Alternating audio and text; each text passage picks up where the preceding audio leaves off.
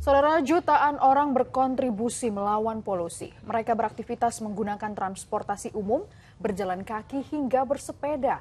Tapi sayangnya, keberadaan warga yang berusaha mengurangi emisi karbon ini dipandang sebelah mata. Bahkan mereka yang menerapkan konsep hidup ramah lingkungan terkadang harus mendapat ancaman keselamatan. Mulai dari trotoar jalan yang diserobot pesepeda motor hingga berebut jalur sepeda dengan kendaraan pribadi. Inilah liputan khusus gejolak melawan polusi. Dari 30 tahun yang lalu, sekitar tahun 1992, itu sudah dinyatakan sebagai kota paling tercemar ketiga di dunia setelah Mexico City dan Bangkok. Kita orang pertama yang ngadepin asap knalpot karena ya kita tidak terlindungi dengan baik ya, kecuali masker gitu ya. Ini kan pedestrian ya, hak kita juga kan. Cuma mereka nggak punya kesadaran aja.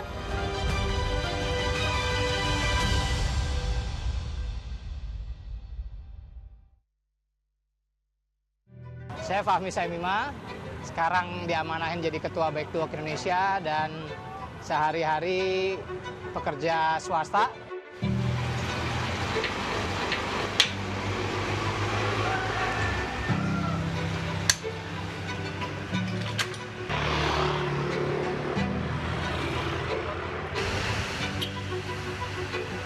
Jadi dari rumah Bekasi, kerja di Jakarta Selatan, semua dirangkai oleh mix commuting, bersepeda, naik LRT, bersepeda lagi, dan sampai ke kantor dengan bahagia.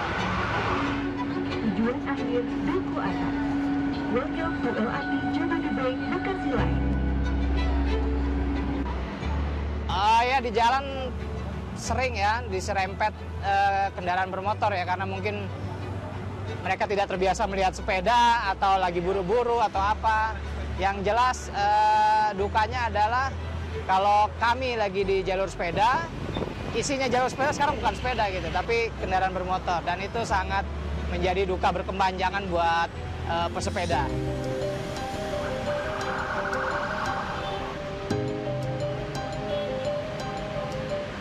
Mau nggak mau, dengan memutuskan kita udah bersepeda, pasti juga hambatannya adalah soal polusi udara ya. Kita orang pertama yang ngadepin asap knalpot karena ya kita tidak terlindungi dengan baik ya, kecuali masker gitu ya. Dan disitulah kami sebagai orang yang rentan di jalan pertama kali penerima polusi udara dari kendaraan bermotor.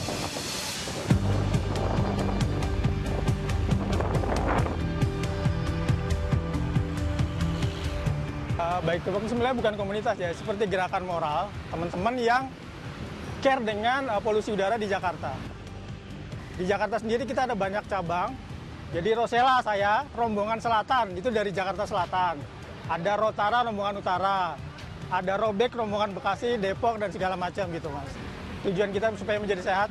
Yang kedua adalah tingkat polusi di Jakarta yang sudah sangat mengkhawatirkan ya saat ini. Paling nggak satu orang bersepeda saja setiap pagi itu mengurangi loh.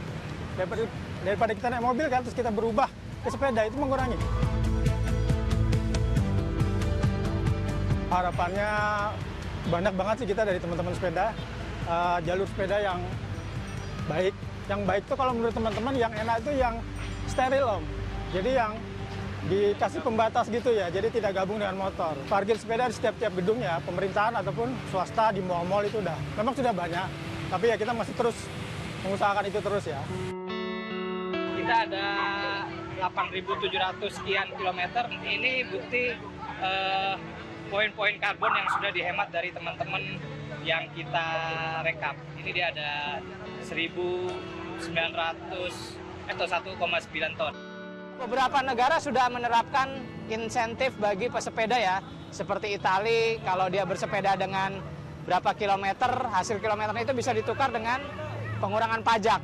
Juga di beberapa negara Eropa itu hasil kilometer GWC itu bisa ditukar dengan pemotongan biaya pembelian sepeda. Jadi tinggal negara Indonesia nih yang belum menerapkan apa-apa gitu.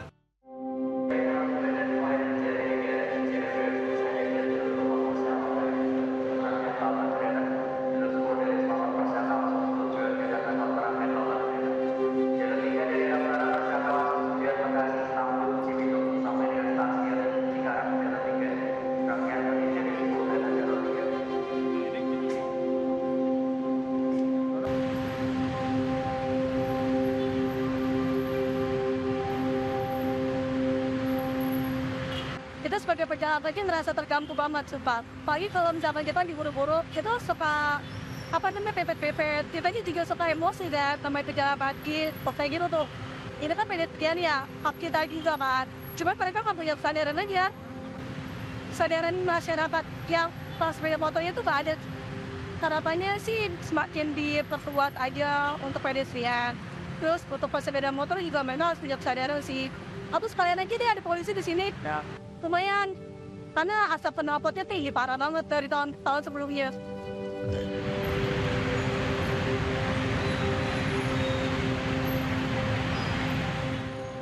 Sangat tidak nyaman karena memang trotoar kan sebetulnya dipakai untuk berjalan kaki, tapi sekarang kan ada sepeda, ada motor semuanya, jadi kita jalannya nggak nyaman, ada takut-takut sedikit gitu tuh berjalannya gitu. Sebaiknya motor ya tetap ada di jalurnya gitu. Sekarang udah ada LRT ya, artinya sebetulnya masyarakat juga udah bisa naik LRT tersebut untuk mengurangi polusi dari kendaraan bermotor.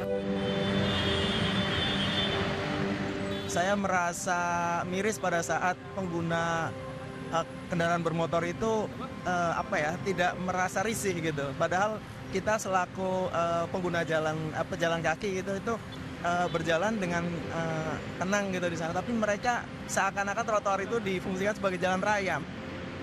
Dan kalau saya juga menegur secara bijak gitu supaya pengguna kendaraan bermotor itu tapi ada potensi crash di sana kalau kita sesama pengguna jalan saling mengingatkan seperti itu.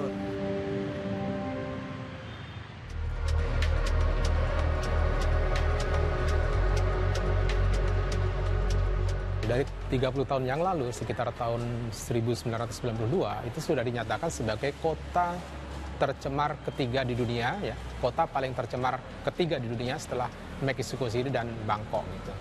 Sehingga dalam perjalanannya pun sampai sekarang kalau kita lihat kualitas udara Jakarta itu dalam kategori antara sedang sampai dengan tidak sehat gitu.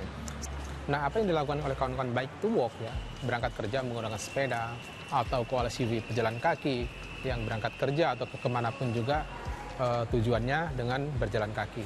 Nah, itu adalah bentuk partisipasi publik dalam rangka menekan emisi pencemaran udara di Jabodetabek ini.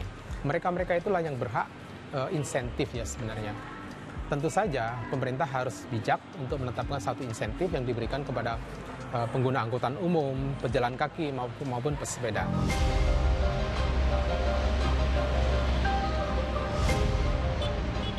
Sebenarnya antisipasi pengendalian pencemaran udara itu sudah jauh dilaksanakan oleh pemerintah Provinsi DKI Jakarta. Salah satunya tadi dalam menerapkan uji emisi kendaraan bermotor. Jadi bisa kita berikan gambaran ya. Kalau misalnya kebijakan uji emisi kendaraan bermotor yang sudah diwajibkan di DKI Jakarta melalui peraturan gubernur ya. Kemudian ini berlaku oleh seluruh warga DKI Jakarta yang menggunakan kendaraan bermotor baik roda 2 dan roda 4. Ya, uji emisi dilakukan secara berkala setiap 1 tahun. Kita bisa memberikan gambaran bahwa jika seluruh kendaraan bermotor yang dimiliki oleh masyarakat Jakarta itu sudah dilakukan uji emisi, ya bisa kita bayangkan kondisi kualitas udara Jakarta lebih baik.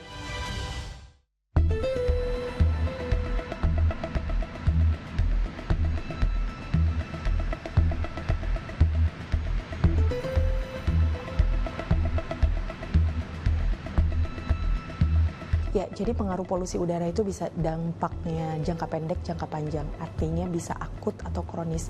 Nah, kalau akut biasanya gangguan pernapasan ya maupun juga kulit. Pernapasan biasanya ada batuk pilek atau serangan asma ya, serangan PPOK seperti itu. Nah, selain itu juga potensi kanker itu juga sudah banyak studi. Jadi kalau kronisnya bisa kanker juga seperti itu. Polusi udara itu membuat menjadi lebih rentan dan tentunya saluran pernapasan kita itu menjadi lebih sensitif. Selain itu biasanya lebih sulit atau lebih lama sembuh dari batuk pilek. Iya, definisi kelompok rentan polusi udara adalah tentunya balita, anak di bawah 18 tahun juga, lalu juga ibu hamil, lalu juga lansia, terutama pralansia di atas usia 50 tahun. Ini aja ya, Mas. Bisa kan? Iya. Dan ini aja ya, Mas. Ya, jadi ini adalah pasien ISPA, jadi ada sesak nafas dan juga suspek pneumonia. Terutama kalau keluar rumah, usia di atas 2 tahun bisa menggunakan masker, dan juga kurangi asap rokok di rumah ya, terutama untuk orang tua, itu diharapkan tidak merokok agar tidak memperparah kondisi dari anaknya. Batuk, pilek, udah 3 hari, mau 3 hari. Cuman diinfus sama dikasih oksigen. Ya, untuk pernapasannya. Dampak pencemaran udara Jakarta ini sangat besar sekali. Tahun 2016 ya 8 tahun yang lalu saja, masyarakat Jakarta itu harus membayar biaya kesehatan sampai dengan 51,2 triliun rupiah per tahun. Biaya kesehatan ya, karena pencemaran udara. Sehingga kalau seseorang tadi berkontribusi dengan berjalan kaki, bersepeda ataupun menggunakan angkutan umum, itu kan berarti juga melakukan kontribusi untuk menekan emisi pencemaran udara. Sudah logis kan kalau misalnya keberhasilan atau partisipasi masyarakat berjalan kaki, bersepeda ataupun menggunakan angkutan umum massal, sehingga logis kalau mereka juga harus diberikan insentif dalam bentuk tunai tadi sebagai bentuk kompensasi keberhasilan menekan ongkos biaya kesehatan akibat pencemaran udara tadi. Fasilitas secara umum sudah baik, cuma tinggal dari pihak terkait untuk melakukan penertiban supaya tidak ada pemotor yang menggunakan hak pejalan kaki untuk di trotoar ini. Gitu. Teman-teman yang pengen sih ya, harga sepeda bisa disubsidi. Mudah-mudahan kita yang saving karbon ini bisa diperhatikan sama negara, nggak hanya ngasih insentif ke kendaraan listrik. Karena kita sejatinya adalah orang-orang yang berhadapan langsung dan menjadi solusi tanpa polusi.